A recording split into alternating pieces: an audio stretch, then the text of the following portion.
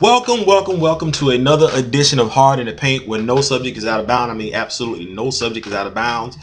What we're going to tackle today is the wrap up of the first week of professional football. Yes, the first week of professional football. And I'm pretty sure while all of you know the scores of your favorite games, your favorite teams, we're going to take an inside look from the common man's perspective on what took place this past week of professional football. First up, we had the Thursday night game where the Steelers lost to the Patriots. That hurts me because I am a diehard Steelers fan. But here's what we can take away from this game. While everybody wants to laud Tom Brady and Rob Gronkowski as the next coming of whatever, anybody could have looked good against the Steelers defense. As a matter of fact, for the better part of last year, everybody was looking good against the Steelers defense.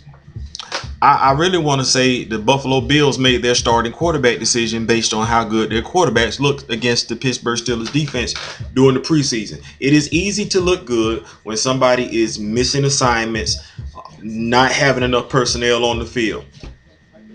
I'm not ready to give it to Tom Brady just yet this season. I want to see when he goes up against a top-notch defense.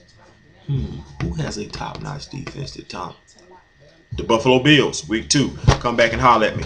All right. Next up, we have the Green Bay Packers against the Chicago Bears. Here's what we've come to realize. Jay Cutler is overrated. Overrated. Wow. Aaron Rodgers, as Stephen A. Smith would like to say, is still the bad man that he is. Of course, we know what wound up happening. The Packers beat the Bears. Jay Cutler threw an interception and closed the game out. Not a problem.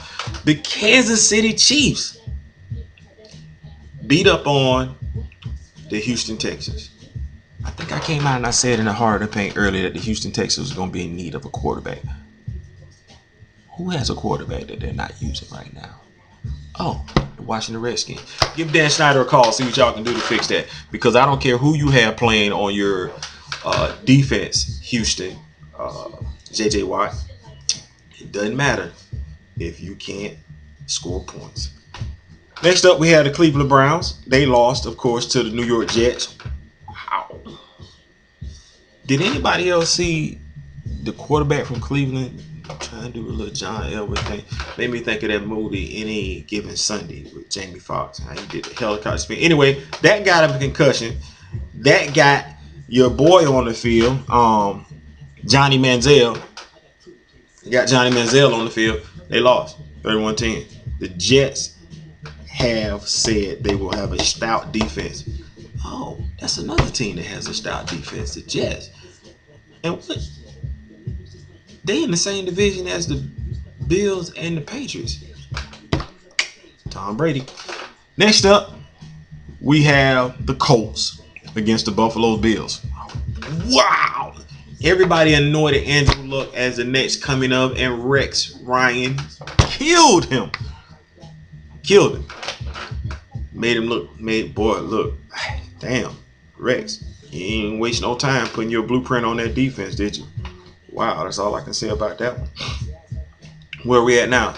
The Dolphins beat the Washington Redskins. RG3 on the sideline dressed in his civilian gear. That concussion syndrome thing is taking a lot longer than we thought it would with RG3, huh? Kirk Cousins started the quarterback. Ryan Tannehill started for the Miami Dolphins. And remember when I said I'm still not convinced about Ryan Tannehill being that great? They beat the Washington Redskins 17-10. I'm just not impressed with either team. But congratulations to all my Dolphins fans out there that ride hard with their Dolphins and have been riding hard with their Dolphins since forever. You guys deserve to win. The Panthers beat up on the Jacksonville Jaguars. Blake Bortles, 22 of 40 for 183 yards. Some people compare this man to be the next Ben Roethlisberger. Still have not seen it yet. Anyway, they're doing what they do in Carolina.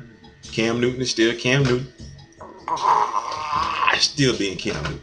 Doing what he does. Anyway, the Seattle Seahawks lost to the St. Louis Rams 31-34.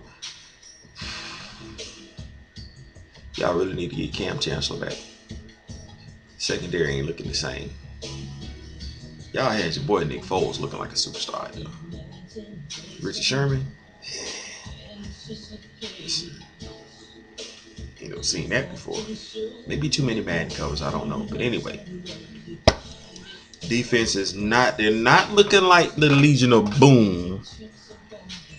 Not in week 1.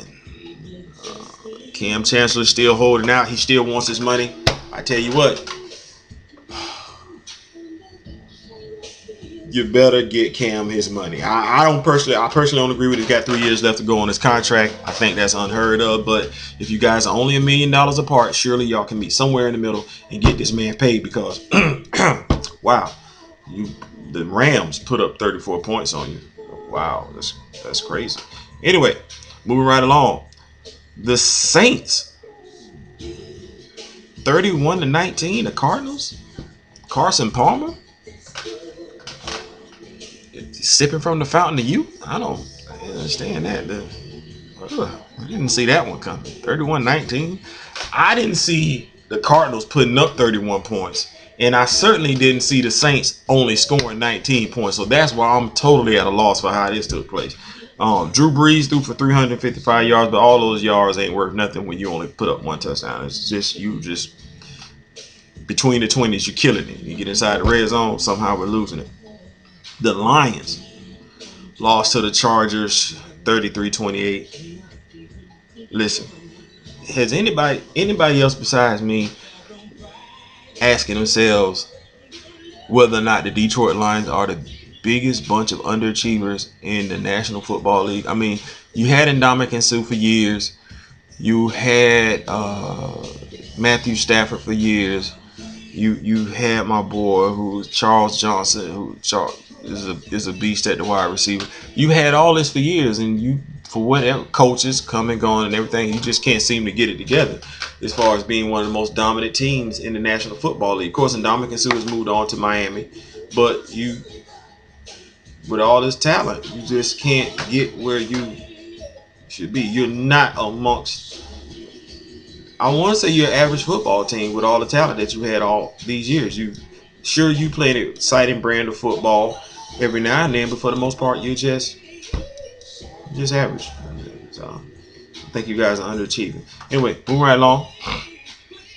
The Tennessee Titan Marcus Mariota had one hell of a fight coming out party against the Tampa Bay Buccaneers. The first time in a long time that 2 quarterbacks drafted in the first round faced each other on opening day. And my God, the separation between the way Marcus Mariota played and the way Jameis Winston played. Listen, don't take this personal. I said it time and time again. I don't get hung up on the quarterbacks that come out of Florida State. And the reason why I don't is because to this day, the best quarterback to come out of Florida State and play professional football is Brad Johnson.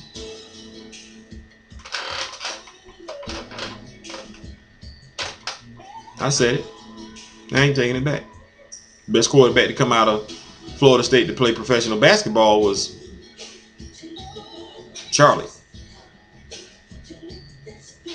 We all know who Charlie is, so there's no need for me to go into it, but it was Charlie. But aside from that, the best quarterback to come out of Florida State and play professional football was Brad Johnson, not Charlie Ward. Charlie Ward was basketball. Brad Johnson was football. And I don't think we're really sitting up here talking about how great of a quarterback Brad Johnson was, point blank period. But it is what it is. Here we go. Because isn't EJ Manuel not starting? Yeah, he's not starting.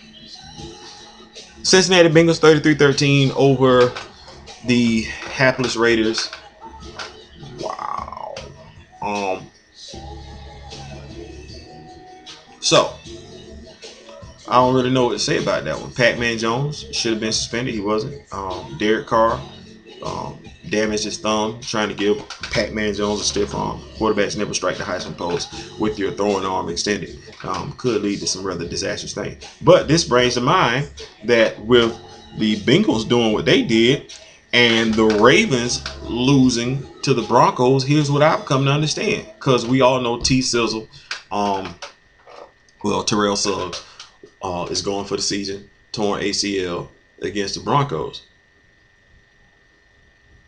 I'm really looking at the AFC North now like this is really the Bengals division to lose. The only way they don't lose is if the Pittsburgh Steelers somehow learn what it means to play defense. But other than that, they should win. Because we all know that with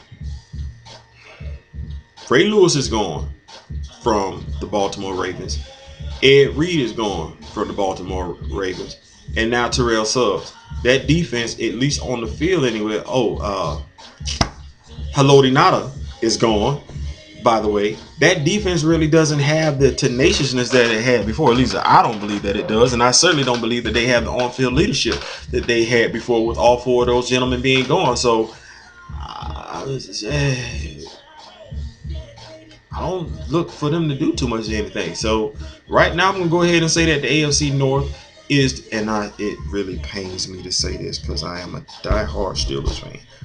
But I don't believe, I believe that the AFC North belongs to the Bengals. It is their division to lose. As far as looking at the score with how the Broncos struggled against the Ravens with Peyton Manning threw for 175 yards. Listen, don't look for this guy to get any better. Physically, he's going to get worse. And I don't think the Broncos have somebody in-house right now to replace Peyton Manning should he not be able to perform at a high level or should he get injured. So if I had to pick for somebody to win the AFC West right now, I'm going with the Kansas City Chiefs. I can't believe that Alex Williams has never been a bad quarterback. He's just never really been given his chance. It just seems like the Chiefs are all in with him. Who else? The Giants. Clock management? Oh my God. What do y'all have going on? Anyway, y'all lost. The good news is you lost a game you shouldn't have. The bad news is you lost a game you shouldn't have. Now, will this affect you guys later on down the road when it comes and when I say you guys, I'm speaking specifically to the New York Giants. Will this affect you when it comes down to playoff seeding or winning the NFC East? I don't know. Your defense ain't that bad. Actually, neither you nor Dallas's defense is that good. But hey, you play in the NFC East, which brings us to the Philadelphia Eagles.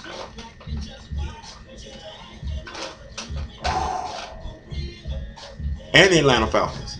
And all I'm gonna say is, damn.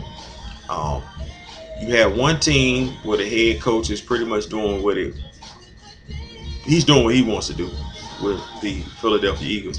And then you have another team that has no killer instinct, and they invested a lot of money on the defensive side of the field. So why they're lacking that killer instinct, I have no idea. Last but not least, we have the San Francisco 49ers beating the heck out of the Minnesota Vikings. I don't know what happened with Adrian Peterson, why we didn't want to get him the ball, but Carlos Hyde absolutely went off.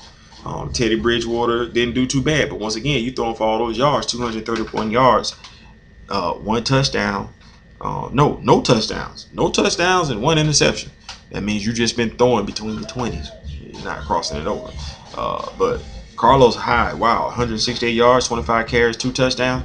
Well, look, if I'm going to go off of week 1, which I don't want to do because this is, after all, week 1, yeah, San Francisco looking like they world beaters out there. And I really don't want to say that because my Pittsburgh Steelers got to play them again. Got to play them second week. Lord have mercy. Mike Tomlin, get them dudes right, man. It's crazy. Anyway, that's my time. Big shout out once again to my homegirl, Tracy Baines. Tracy's football hotspot. Tracy, I admire your grit. You love football. You have been loving football since I have been knowing you, and you taking it upon yourself to put your own Facebook page out there. Speaking of Facebook pages, my name is Theo Butler. Hard in the Paint. HARDNTHAPAINT. Yes, we do have a Facebook page. Yes, we do have a YouTube channel. Click it, like it, get us out there and everything. This is your man doing what I love. Shout out to Florida State University. Big shout out to sports franchises looking at doing an internship there. Why? Because the internship program is about sports journalism, and what do I love more than anything else in the world? Sports journalism. Let's go. Once again, Theo Butler, Hard in the Paint, football edition. That's my time. I'm out.